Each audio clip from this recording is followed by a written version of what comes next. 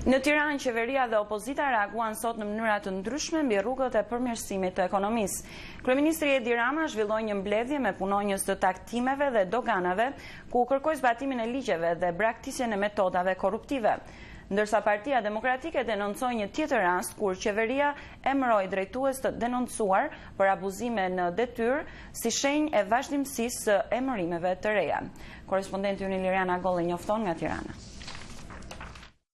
Kryeministri Edi Rama i bëri sot thirrje punonjësve të sistemit tatimor dhe doganor të vendit që të largohen praktikave abuzive në detyrë dhe të krijojnë një kulturë të re të marrëdhënieve me biznesin.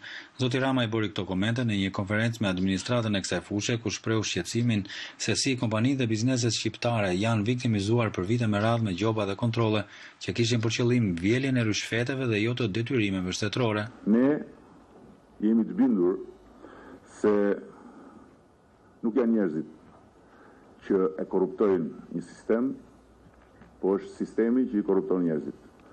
Nuk janë njerëzit që bëjnë sistemin jo funksional, edhe në drejtim të rritjes së kapitalit njerëzor, por është sistemi që e degradon kapitalin njerëzor. Zoti Rama tha se bizneset janë partnerë në forcimin e shtetit dhe të demokracisë së vendit dhe jo kundërshtar që duhet dobësuar duke i rrëmbyer fitimet. Kryeministri Rama tha se ndryshimi në këtë sektor nuk mund të vijë nga drejtuesit kryesor, por nga pjesëmarrja e çdo nëpunësi të tatimeve dhe doganave në sistem. Secili mund të jap ndihmesën e vet, ai që sistemi financiar të shëndoshet duke respektuar dinjitetin e bizneseve partnere përballë. Nuk janë agjentët tatimor dhe doganor të Shqipërisë si persona që janë problemi ynë në këtë fazë të zhvillimit, por është sistemi ynë i doganave dhe i tatimeve, organizimi dhe mbi të gjitha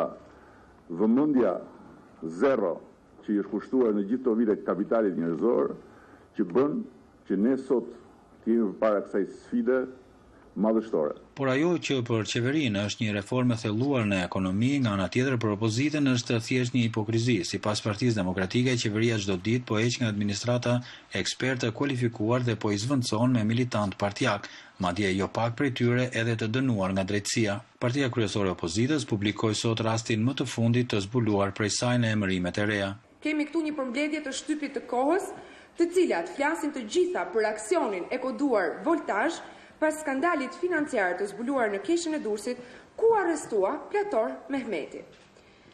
Sipas raportit të auditit të kësaj kohe, Mehmeti në bashkëpunim me drejtues të tjerë të Keshët në Durrës kanë shkaktuar një dëm prej 3 milion eurosh.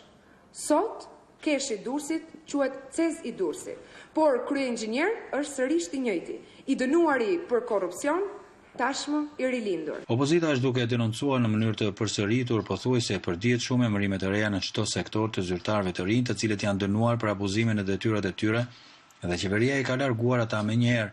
Partia Demokratike është shprehur se këto nuk janë raste të shkëputura në morinë e rekrutimeve të reja në administrat, por kjo është një vijë e partive kryesore të koalicionit qeveritar, Partia Socialiste dhe Lëvizja Socialiste për Integrim, për të punësuar ish zyrtar të komprometuar.